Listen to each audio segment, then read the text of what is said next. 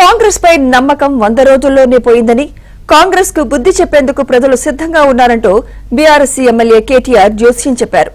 8 నుంచి 10 ఎంపీ స్థానాలు బీఆర్ఎస్ కు ఇస్తే రాజకీయాల్లో చాలా మార్పులు చేస్తామన్నారు. నాగర్ కర్నూలులోని బీఆర్ఎస్ పార్లమెంటరీ సన్నాహక సమావేశంలో పాల్గొన్న కేటీఆర్ కాంగ్రెస్ హామీలను ప్రజలు నమ్మే పరిస్థితిలో లేరన్నారు.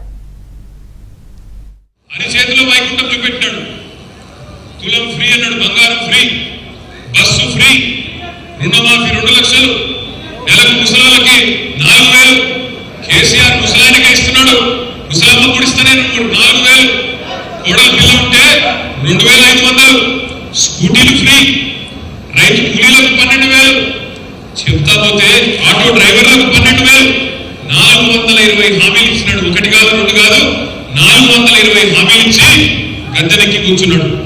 8-10 పార్లమెంట్ సీట్లు కనుక గెలిస్తే పార్లమెంట్ ఎన్నికల తర్వాత ఈ రాష్ట్రంలో రాజకీయంగా చాలా చాలా మార్పులు వస్తాయి. తప్పకుండా మీ కలలు నెరవేర్తాయని మాట కూడా నేను విజ్ఞప్తి చేస్తా ఉన్నా. వాళ్ళ ప్రజలు చాలా కోపంగా ఉన్నారు. 2 లక్షల ఉద్యోగాలు అన్నారు సంవత్సరానికి, ఇంతవరకు ఉద్యోగాల ఊసులేదు. నా విజ్ఞప్తి అందుకే మీ అందరితో ఒకటే, కాంగ్రెస్ మీద భ్రమలు 100 రోజుల్లోనే పోయినాయి.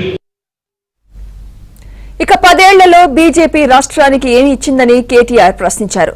రైతుల ఆదాయం రెట్టింపు చేస్తానని చెప్పి కష్టాలు రెట్టింపు చేశారని విమర్శించారు. చేసిన అభివృద్ధి చెప్పలేక జై శ్రీరామ్ అంటున్నారన్న కేటీఆర్ దేవుడు అందరివాడని బీజేపీకి మాత్రమే పరిమితం కాదన్నారు. దేవుడి అక్షింతలతోనూ బీజేపీ రాజకీయం చేస్తోందని కేటీఆర్ ఆరోపించారు. ఏమయ్యా 10 ఏళ్లు మోడీ గారు ఏం చేసినారు అంటే చెప్పనికే ఏం లేదు. తెలంగాణకి ఏం చేసినాడో చెప్పమంటే ఎవడు చెప్పడు. పోనీ భారతదేశానికి ఏం చేసినారో చెప్పండి అంటే చెప్పరు. పోనీ మా నాగర్ కర్నూలు పార్లమెంట్ లో మా అలంపూర్ తాలూకాకి ఏం చేసినారు, మా గద్వాలకు ఏం చేసినారంటే చెప్పనికే ఏం లేదు. అందుకే ఒకటే ఒక స్లోగన్ వాళ్ళది, జై శ్రీరామ్. ఏమనంటే జై శ్రీరామ్. శ్రీరాముతోన మనకేం పంచాయతీ లేదు, శ్రీరాముతోన మనకేం పంచాయతీ లేదు. రాముడు దేవుడు, రాముడు దేవుడు అందరివాడు, ఆయన ఏం బీజేపీ వాడు కాదు, అందరివాడు.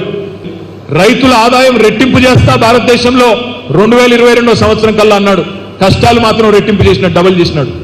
ఆదాయం మాత్రం రెట్టింపు ఎక్కడ కాలేదు, గుజరాత్ లో కూడా కాలేదు.